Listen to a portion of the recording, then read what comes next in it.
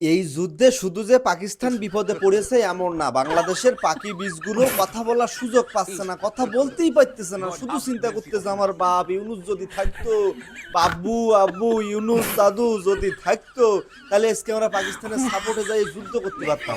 এরা এই চিন্তা করতেছে সত্যি, কিন্তু হুট করে এই নির্বাচনটা হওয়ার পরে সবকিছু উলট পালট হয়ে গেছে, মানে কোনো কথা বলতে পারতেছে না, কোনোভাবেই কোনো কথা বলার অপশন নেই। কারণ দেখেন, আফগানিস্তান পাকিস্তান দুইটাই ইসলামিক দেশ, এখানে এই ঝামেলা বাঁধেছে, বাংলাদেশের এরা কোনো কথা বলতে পারতেছে না, কোনোই কথা বলার অপশন নাই। যদি যদি কোনোভাবে নির্বাচনটা না হতো, দেশটা এই এই থমথমে অবস্থায় না যাইতো, তাহলে বাংলাদেশে তো রোজা হচ্ছে না, রোজা সোজা মানে এভাবে গুরুত্ব দিত না, সকাল বিকেল শুধু আন্দোলনের পরেই থাকতো যে আমরা পাকিস্তানের হয়ে যুদ্ধ করতে চাই, ইউনুস তুমি ব্যস্ত অনুমতি দাও, এক্ষুনি আমরা যুদ্ধ শুরু করতে চাই, আফগানিস্তান ধ্বংস করতে চাই।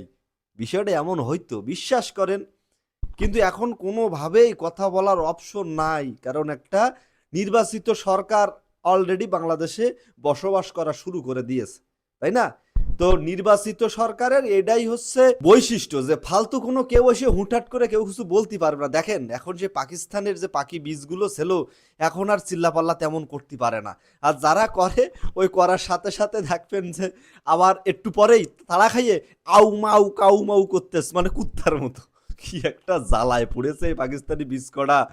এখন আমার কথা হচ্ছে, পাকিস্তানি যে যুদ্ধ টুদ্ধ হচ্ছে, তা বাংলাদেশে তো সেভাবে কথাবার্তা হচ্ছে না, কেন পাকিস্তানকে সাহায্য করতে যাবেন না? বাংলাদেশ তো বন্ধু দেশ। হুম, কিছুদিন আগেও তো দেখলাম বাংলাদেশ বন্ধু দেশ পাকিস্তানের, তা যুদ্ধ করতে যাবেন না? একসাথে গিলিত হয়। পাকিস্তান যেহেতু আমাদের ভাষা দিবস, মাতৃভাষা দিবসও পালন করতেছে, আমি নিজ চোখে দেখেছি, খবর হয়েছে সব জায়গায়, আপনারাও দেখেছেন। তো এই যে যুদ্ধ হচ্ছে, বাংলাদেশ তো উচিত পাকিস্তানের পাশে দাঁড়ানো। ও দেখি সে আফগানিস্তান ধরে নিয়ে যাচ্ছে পটাপট পটাপট, সে মানে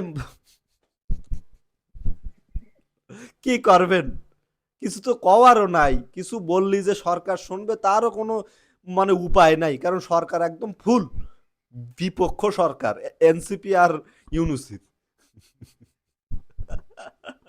ভালো থাকিয়েন। আর যুদ্ধ যা হচ্ছে, যুদ্ধ কখনোই ভালো কিছু বয়ে আনে না। যুদ্ধ ঠান্ডা হোক, সবাই ভালো থাকুক সুস্থ থাকুক, সেটাই চাই। আসেন আমরা সবাই এক হয়ে ভালো থাকার চেষ্টা করি। Bye bye.